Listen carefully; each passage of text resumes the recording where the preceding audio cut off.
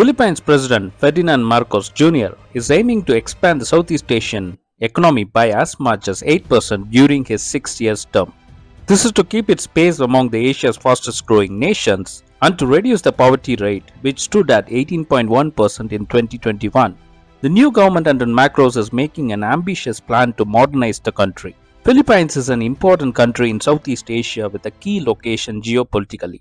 The country is yet to fully capitalize its strength of location and demographics. Located in Southeast Asia, Philippines have well-developed and fast-growing economies as maritime neighbors such as Singapore, Taiwan, Hong Kong, China, and Australia.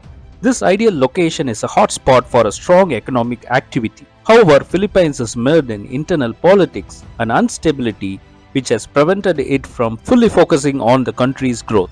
Current Philippines GDP is around $450 billion, is the world's 32nd largest economy by nominal GDP, and the third largest economy in the Asian countries after Indonesia and Thailand. However, 18.1% of the population is below poverty line, which is one of the highest in the Southeast Asia.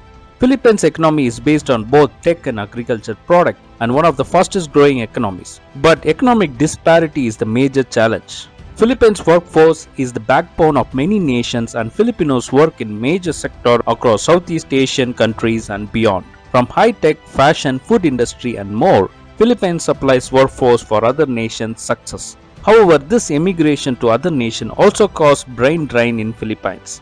If Philippines need to reverse this, they need to undergo a major transformation which will impact all critical sectors. Philippines is currently in the verge of approving a massive budget which will lay the foundation for the country's transformation. Education, infrastructure, food security, healthcare and clean energy got top priority in the 2023 budget.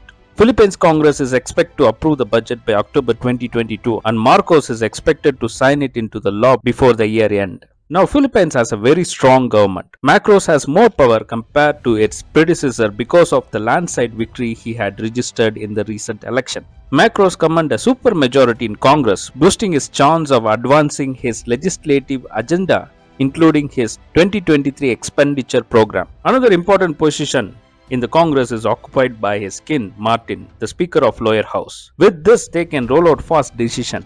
This brings hope to the country as he can make solid decisions that can impact country's future. Marcos' proposed budget, which is equal to 22.2% of the country's total economic output, is nearly 5% higher than his predecessor's spending plan for 2022. The education sector will receive the high allocation of 852 billion pesos or 16% of the total budget. Why Marcos is focusing on education and taking it as high priority?